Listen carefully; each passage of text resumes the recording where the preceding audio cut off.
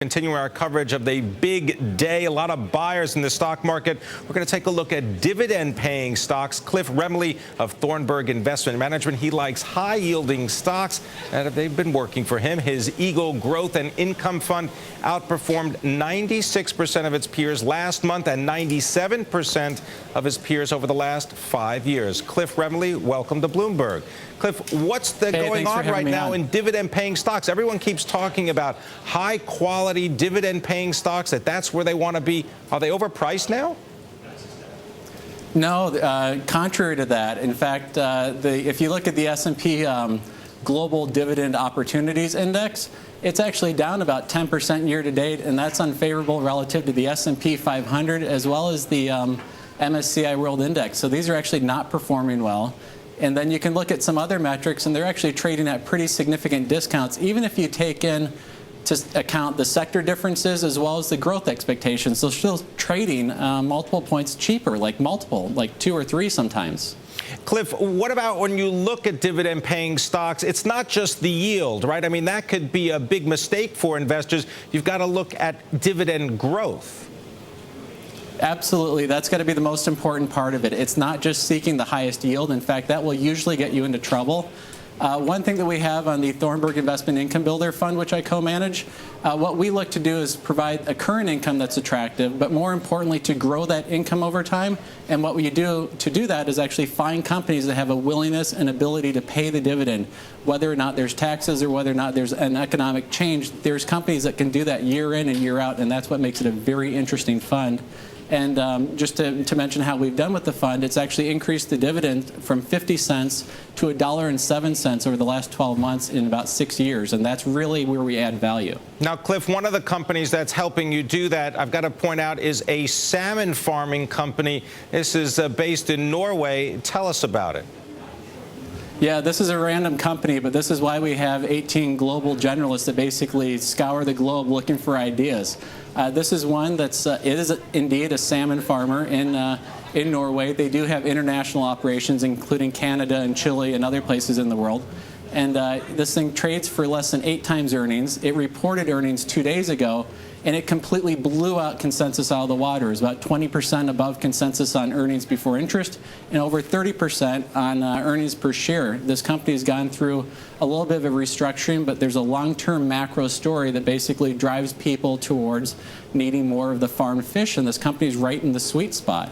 And this is a company that has a 10% dividend yield on it. This is completely overlooked, and I find it really surprising. And we love finding these types of unique ideas. And so when you look at the yield of a company like this, I mean, does that translate into more dollars because the Norwegian currency is stronger?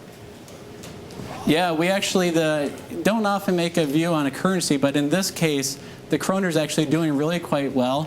They're in a better fiscal policy than the U.S. They're certainly a better standing than most of Europe. So we're not concerned about that exposure to that currency as we are in some other ones. But we're certainly hedged in other ones, such as the euro and the pound, where we're not really sure. And there's certainly a potential there could be more weakness. But the kroner is something that we feel pretty good about. Cliff, what about investing in Coca-Cola as a dividend-paying stock? Does that qualify? Yeah, we have a couple different categories of stocks. The Marine Harvest, which we just talked about, is a basic value type stock that we consider, and those are your traditional value plays. Something like Coca-Cola is more of your consistent earner, more of your ballast in your portfolio.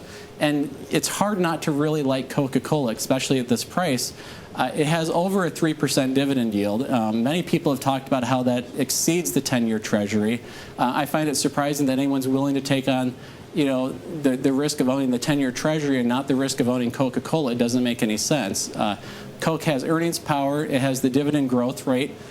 In fact, it's a funny fact, but if you would have bought $100,000 worth of Coca-Cola in 1980 and you would have had 9 cents a share in dividends, today, if you would have held on to it, no reinvestment, you'd be receiving over $120,000 a year just in dividends. So that's the yield on cost. That's the power of a company like Coke that raises its dividend 8 to 10% per year, plus gives you share buybacks.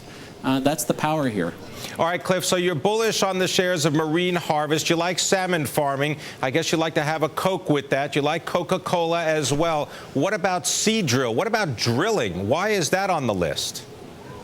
Yeah, this was one that we, after the BP incident, we kind of looked around and said, okay, we don't usually take a macro view. We'd owned a company called Diamond Offshore and sold that. And when we were doing our research determining whether or not to sell Diamond, we came across Seadrill. Seadrill actually has a very young, very safe fleet. The average age of its semi-submersibles and its drill ships is about 3 years old. And this compares to the average in the industry, or the average among the peer groups, of almost 15 years. And sometimes 20 years. So these rigs are actually outfitted with the newest, safest equipment. They have contract backlog of almost 4 years. Again, I hate to keep saying that I'm buying these high-yielding stocks, but this one has an 11% yield. It trades at 8 times earnings, so you're getting that. But more importantly, you have a manager who, when I talked to him in person, he actually said, the reason why we pay the dividend is if we leave it in the company and let the managers use it, they're actually going to spend this capital on something else and potentially blow the money for everyone. And so that's music to my ears when you come across that. What about the tax policy regarding dividends? I mean, that's always important. Do you see that there are going to be changes ahead? Yeah, it certainly feels that way. If nothing happens, the tax rate looks like it goes to 39.6% on dividends. But the proposal that has been placed out there is a 20% tax, so that would be an increase from the current 15%. So that's certainly not a good thing. It's really hard to say that's a positive any sort of scenario.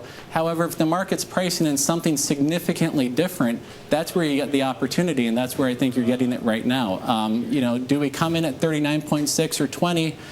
Either way, the dividend-paying stocks don't lose their good benefits. The biggest benefit being, where else do you get growing income? If you buy a bond, you got fixed income, and you're still paying the 39.6% interest rate on if you're the highest marginal tax investor. So, the dividends still work.